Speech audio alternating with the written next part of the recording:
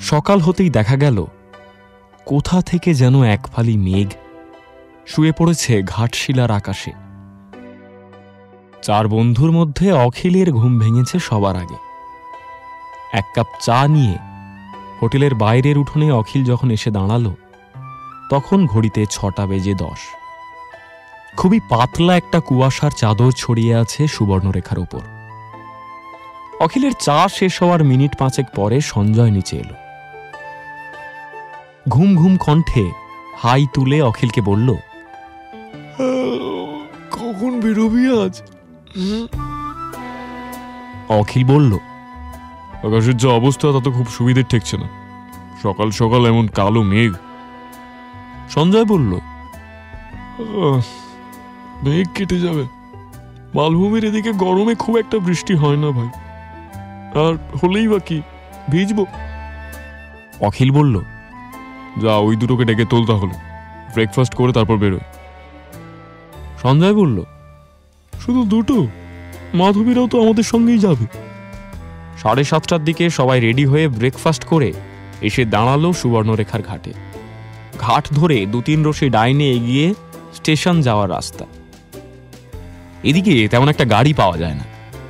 হোটেলের কাজের লোকটা ওদের জানালো 1/2 মাইল হেঁটে গেলে একটা প্রাইমারি স্কুল পড়ে, ওখানে গাড়ি পাওয়া যাবে। হাঁটতে হাঁটতে সিগারেট ধরালো সবাই। প্রত্যয় জিজ্ঞেস করলো, ঘুম হলো আপনাদের? প্রীতি বিরস মুখে ঘাড় নেড়ে বলল, প্রথম রাতে হয়েছে, শেষ রাতে আর হলো না, বড্ড ছাড় পোকা। আপনাদের? নীল বলল, ছাড় পোকা আর কি বা করবে আমাদের, আপনারা না বললে তো জানতেও পারতাম না যে হোটেলে ছাড় পোকা আছে। বাসন্তী বলল, জানেন তো কাল রাতে একটা অদ্ভুত ঘটনা ঘটেছে। মানে ঠিক অদ্ভুত না, তবে কি? প্রশ্ন করল নীল। বাসন্তী বলল, আপনারা তো রুমে ফিরে গেলেন, আমরা রুমে ফিরে গিয়ে গুছিয়ে উঠে শুতে যাব, হঠাৎ জানলা দিয়ে দেখি হোটেলের মালিক পিছনের রাস্তা ধরে জঙ্গলের দিকে যাচ্ছে। সঞ্জয় বলল, এটা আমরাও দেখেছি কাল রাতে, কোথায় যাচ্ছিল লোকটা কে জানে। বাসন্তী ঘাড় নেড়ে বলল, শেষ রাতে যখন ছাড় পোকার অত্যাচারে একদমই ঘুমোতে পারলাম না, আমি আর প্রীতি বিছানা ছেড়ে বারান্দায় গিয়ে দাঁড়িয়েছিলাম কিছুক্ষণ। তখন দেখলাম লোকটা ফিরে আসছে, হাবভাব কেমন চোরের মতো, হাতে একটা চটের ব্যাগ। হাঁটার স্টাইল দেখে মনে হলো ব্যাগের মধ্যে যা আছে তা বেশ ভারী। লোকটা কিন্তু হোটেলে ঢোকেনি, নদীর পাড়ের রাস্তা ধরে সোজা স্টেশনের দিকে চলে গেল। আপনাদেরকে দেখতে পেয়েছিল? প্রশ্ন করল প্রত্যয়। প্রীতি ঘাড় নাড়ল, না তা দেখেনি, উনি আমাদেরকে বলেছিলেন ঘুমিয়ে পড়বেন, খামোখা মিথ্যে কেন বললেন? অখিল বলল, ওইখানেই তো কবি কেঁদেছেন। কথা বলতে বলতে মোড়ের কাছে চলে এলো ওরা। এখান থেকে একটা রাস্তা চলে গেছে স্টেশন, আরেকটা রাস্তা ঘুরপথে গেছে রঙ্কিনী দেবীর মন্দির। সঞ্জয় বলল, এতদূর যখন হেঁটে চলে এলাম, বাকিটাও হেঁটেই মেরে দিই নাকি, নেহাত মন্দ লাগছে না হাঁটতে। প্রীতি আর মাধবীও সায় দিল সঞ্জয়ের কথায়। মাধবী বলল, হ্যাঁ দিব্যি হাওয়া দিচ্ছে, সকালের খাবারটাও হজম হয়ে যাবে। স্টেশনে পৌঁছে চা সিগারেট খেয়ে একটা অটো ভাড়া করে ধারাগিরি ফলসের পথে বেরিয়ে পড়ল সবাই। ধারাগিরি স্টেশন থেকে 1.5 ঘন্টার পথ, ওই পথেই বুরুডি লেক। টানা 1 ঘন্টা পাথুরে ভাঙাচোরা রাস্তায় চলার পর অবশেষে অটো এসে থামলো বুরুডি লেকের ধারে।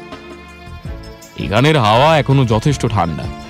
বিশাল বড় একটা লেকে বহু ছেলেবুড়ো সাঁতার কাটছে, কেউ বা বোটিং করছে। লেক লাগোয়া একটা রেস্তোরাঁয় বন মোরগের মাংস রান্নার অর্ডার দিয়ে ঘাটের দিকে এগিয়ে গেল ওরা।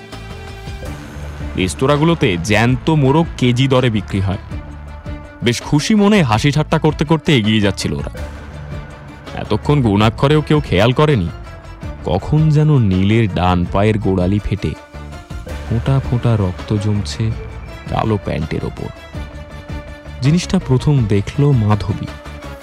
ঘাট ধরে নামতে গিয়ে ও নীলকে জিজ্ঞেস করল, আপনার পায়ে কি হয়েছে? মনে হচ্ছে রক্ত বেরোচ্ছে। কথাটা শুনে একদম চমকে গেল চার বন্ধু। তাড়াতাড়ি প্যান্ট টেনে সরিয়ে নীল দেখল, সত্যি তো, কখন যেন ওর গোড়ালি কেটে গেছে। কাটা জায়গাটা দেখে অখিলের বুকটা ধড়াস করে কেঁপে উঠল।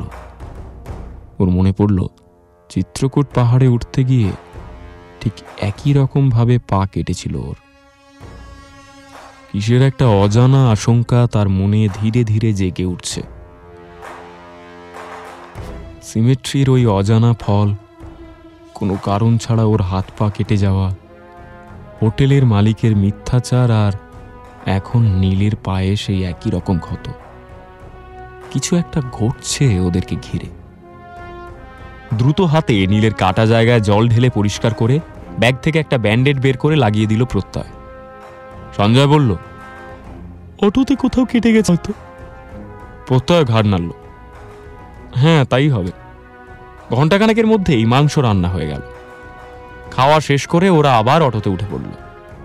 দুপুরের সূর্য যখন বেশ খানিকটা পশ্চিমে হেলে গেছে, তখন চারিদিকে পাহাড় ঘেরা একটা জায়গায় এসে থামলো ওদের অটো। অটোওয়ালা বলল, সামনের দিকটা এগিয়ে যান, ওইখানেই ফলস। অটো আর এদিকে যাবেনি, আমি এইখানটায় রয়েছি, আপনারা ঘুরে আসেন। ধারাগিরি জঙ্গল ঘেরা ছোট্ট ঝর্ণা। গরমের সময় তেমন জলও থাকে না।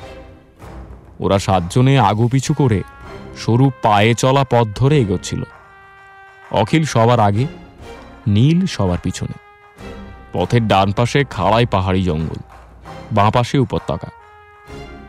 ঘটনাটা ঘটল যখন ওরা মাঝ রাস্তায়। হঠাৎ করে জঙ্গলের ভিতর থেকে একেবারে ওদের সামনে এসে পড়ল এক অদ্ভুত দর্শন মানুষ। লোকটা অত্যন্ত ঢ্যাঙা, রোগা জিরজিরে চেহারা, উস্কো খুস্কো চুল, পরনে একটা ছেঁড়া লুঙ্গি আর স্যান্ডো গেঞ্জি। বলা নেই কওয়া নেই, লোকটা এসে নীলের হাতটা খপ করে চেপে ধরল। কাঁইকুঁই করে চেঁচিয়ে উঠল নীল। বাকিরাও হাঁটা থামিয়ে এগিয়ে গেল নীলের দিকে। কি ব্যাপার, কি হয়েছে? বিরক্ত কণ্ঠে প্রশ্ন করল নীল। ফ্যাস ফ্যাসে কণ্ঠে লোকটা বলল, রক্তের ঘেরান পাইছি আমি। পা কাটছে না তোর? হ্যাঁ, দেখা দেখা দেখা দেখা, আমাকে দেখা, আমাকে দেখা না তোর পাটা কোথায় কাটছে, দেখা, একবার দেখা। লোকটার কথা শুনে ওরা সবাই থতমত খেয়ে একে অন্যের দিকে তাকালো। এই লোকটা কি করে জানলো যে নীলের পা কেটে গেছে? প্রশ্নটা নীলই করলো লোকটাকে। তুমি কি করে জানলে যে আমার পা কেটে গেছে? লোকটা হাসলো। আমি আমি আমি আমি সব জানি, সব জানি। হ্যাঁ, আমায় বলেছে ওরা, ওরা আমাকে বলেছে। হ্যাঁ, তোরা গেছিলি না? গেছিলি তো? হ্যাঁ হ্যাঁ, তোরা গেছিলি। বল বল বল বল, ওদের ঘুম ভাঙাইছিস তোরা? হ্যাঁ হ্যাঁ, ঘুম ভাঙাইছিস তোরা। বল বল বল। ওরা আসছে, ওরা আসছে, সবাই সবাই সবাই আসছে, সবাই মিলে আসছে তোদের কাছে, তোদের কাছে। হ্যাঁ, আমাকে এবার দেখা দেখা দেখা দেখা, দেখা না, দেখা দেখা। প্রত্যয় বলল, কারা আসছে? কাদের ঘুম ভাঙিয়েছি আমরা? লোকটা এবার প্রত্যয়ের দিকে তাকালো। প্রত্যয় দেখল লোকটার চোখের মনি অসম্ভব উজ্জ্বল। এত উজ্জ্বল চোখ এর আগে কখনো দেখেনি।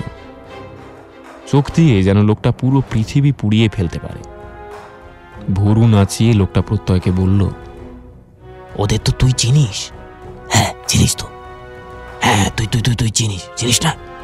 তোর মাকেও তো নিতে এসেছিল ওরা। তুই জানিস তো?